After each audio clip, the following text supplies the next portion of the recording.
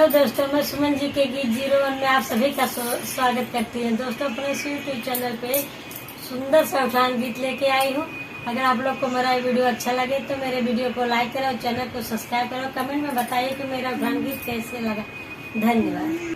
पिया तू ही हमारे मन भावत, तू तो हंसते बखरिया में आवत।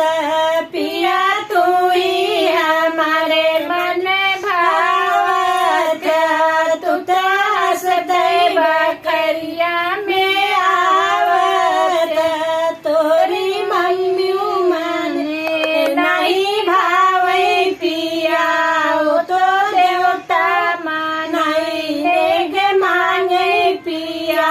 तोरे मम्मी मने नहीं भावे पिया, वो तो देवता मानाई नेग मांगे पिया। पिया तू ही हमारे मन भावत, तू तो हंसते बखरिया में आवत। तोरी भाभी मने नहीं भावे पिया, वो तो कियरी फिसन नेग मांगे पिया।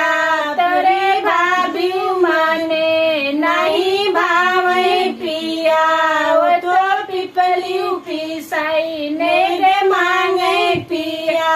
पिया तू ही हमारे मन भावत, तू तो हंसते बखरिया में आवत। तोरी बहियू मने नहीं भावे पिया, वो तो कजलो रचाई ने